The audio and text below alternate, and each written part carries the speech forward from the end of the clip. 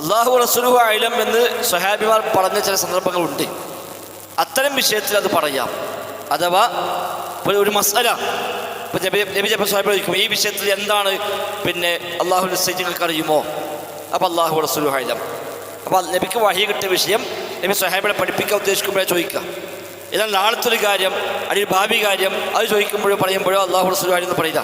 അവിടെ അള്ളാഹു അഅലം എന്നേ പറയുകയുള്ളൂ. അപ്പോൾ മുആദ് റളിയല്ലാഹു അൻഹു നബി ചോദിച്ചു, അള്ളാഹുവിനുള്ള ബാധ്യത എന്താ എനിക്കറിയുമോ? അപ്പോൾ അള്ളാഹു റസൂലുഹു അഅലം. അപ്പോൾ നബിക്കറിയാം. നബിക്ക് അറിഞ്ഞിട്ട് ആ കാര്യം പഠിപ്പിച്ചു കൊടുക്കാൻ വേണ്ടിയാണ് ചോദിക്കുന്നത്. അത്തരം വിഷയങ്ങൾ വരുമ്പോൾ അള്ളാഹു റസൂലുഹു അഅലം എന്ന് പറയാം. അതല്ലാത്തൊരു പറയാൻ പറ്റുകയില്ല.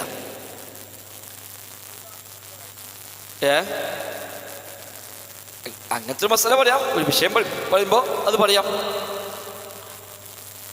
അപ്പോൾ ഒന്നാമത്തെ ഉപദേശം ലാ തുശ്രിക് ബില്ലാഹി ഷൈആ, അള്ളാഹുവിൽ നീ യാതൊന്നിനെയും പങ്കുചേർക്ക്. ഷൈഅൻ ഒന്നിനെയും. അപ്പോൾ വല്ലതും പങ്കെടുത്ത പങ്കായി ഇലാഹാക്കണമെന്നില്ല. ലാ തുശ്രിക് ബില്ലാഹി ഷൈഅൻ, ഒന്നിനെയും നീ പങ്കു ചേർക്കരുത് എന്നാണ്.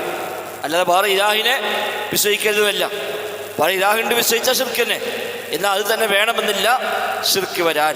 ഒന്നിനെയും നീ അള്ളാഹുവിൽ പങ്കു ചേർക്കരുത്. വഇൻ ഖുത്തിഅത ഔ ഹുരിഖത, വഇൻ ഖുത്തിഅത, നീ കൊല്ലപ്പെട്ടാലും ശരി, അല്ലെങ്കിൽ കഷ്ണമാക്കി മുറിക്കപ്പെട്ടാലും ശരി, ഔ ഹുരിഖത, അല്ലെങ്കിൽ നീ ചുട്ട് കരിക്കപ്പെട്ടാലും ശരി, നീ ശിർക്ക് ചെയ്യരുത്.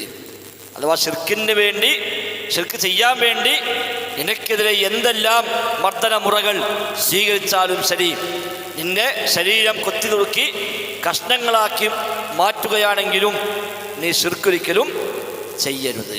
അതിനെ തീരേക്കെറിഞ്ഞ് നിന്നെ കടിച്ചു കളയുകയാണ് എന്നാലും ശരി, ശിർക്ക് നീ ചെയ്യരുത് എന്ന് നബി സ്വല്ലല്ലാഹു അലൈഹി വസല്ലം തങ്ങൾ അബൂദർദാഇന് കൊടുത്ത ഉപദേശമാണ്. ഒരു എത്ര വലിയ ഗൗരവത്തിലാണ് പറഞ്ഞത്. കഷ്ണം വെട്ടി മുറിക്കപ്പെട്ടാലും, തീരേക്കെറിഞ്ഞ് കൊല്ലപ്പെട്ടാലും ശരി, ചുട്ടുകരിക്കപ്പെട്ടാലും ശരി, ലാ തുശ്രിക് ബില്ലാഹി ഷൈആ, അള്ളാഹുവിൽ യാതൊന്നിനെയും നീ പങ്കു ചേർക്കരുത് എന്നാണ് നബി തങ്ങളുടെ ഒന്നാമത്തെ ഉപദേശം.